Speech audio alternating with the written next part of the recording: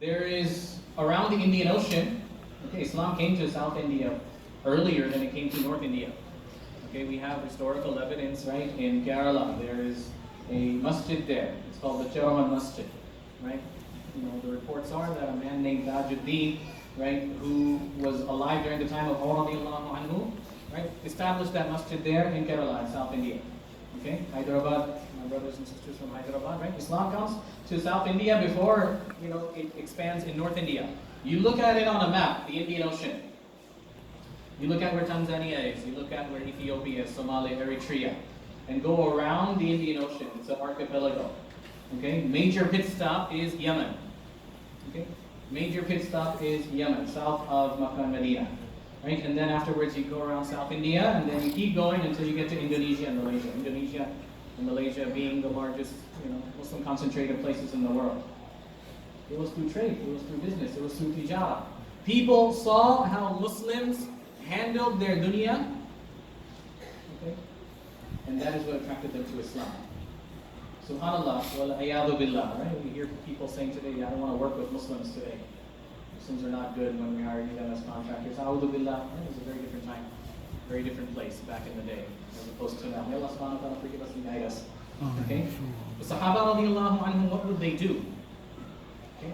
They would help people with their dunya. They would fix their dunya first, so that when you are helping them in their dunya, they are able to respond to your message to them about their akhirah.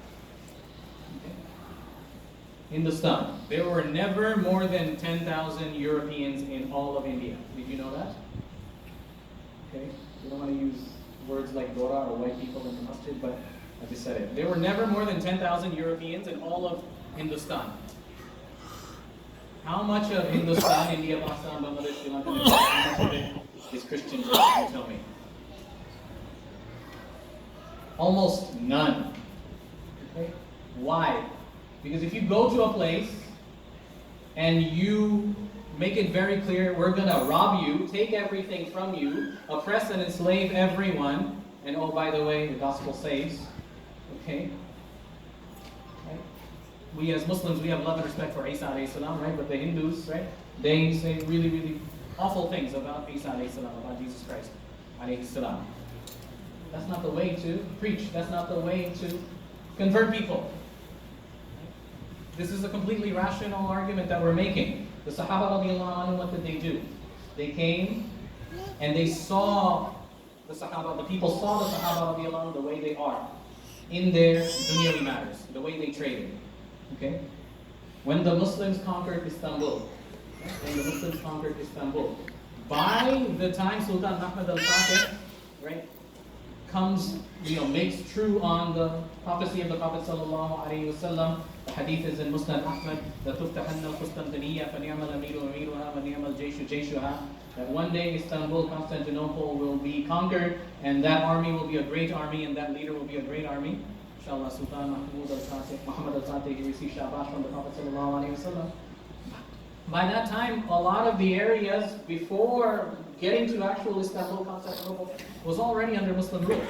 But still, even after that, the majority of the people living in the Ottoman Empire, they were not Muslim.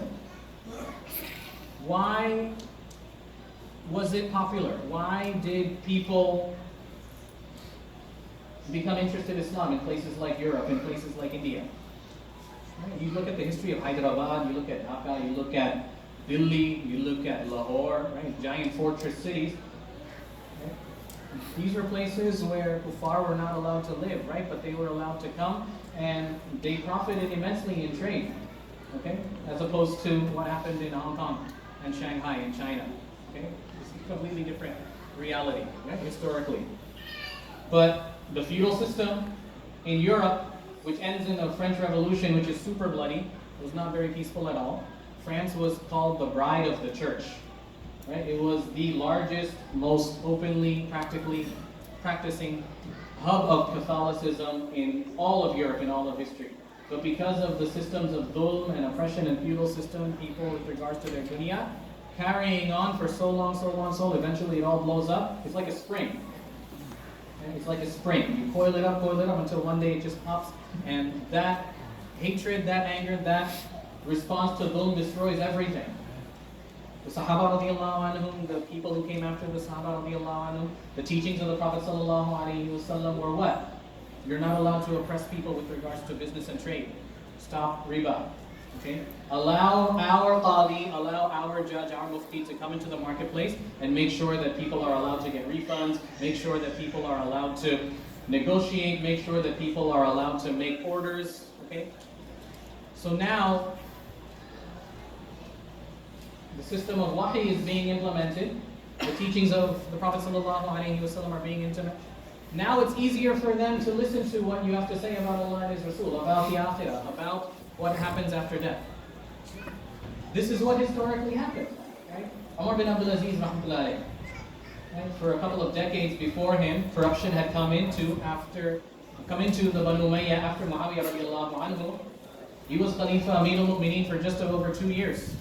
Within a period of 2 years, right? Perhaps historically, right? You can research this and argue about this. Historically, Umar bin Abdul Aziz rahmatullahi alayhi was the sovereign leader of the largest area of territory as the Muslim Empire.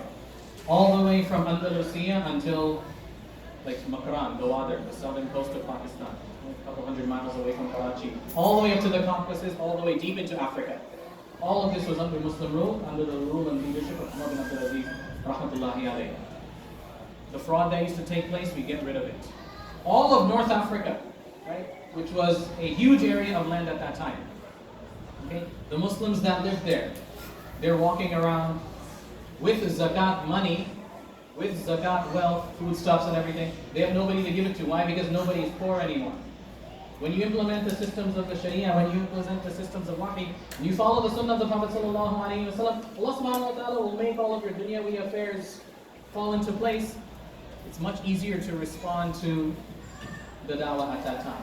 But if you're going to come into a place by force, kill everybody, destroy everything, take everything, usurp everything, and then say that, oh, by the way, you have to believe in this, this is good for you, why would anybody respond to that?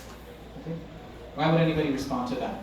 Right? The Sahaba radiallahu anhum, right? There's a story about a Sahabi who was in Hims in Syria. Okay? Now all the people in Europe, they get to go to the markets of Syria and Egypt and Iraq, where they'll get a fair price and they won't be oppressed by the overlords or the governors. Okay? There's a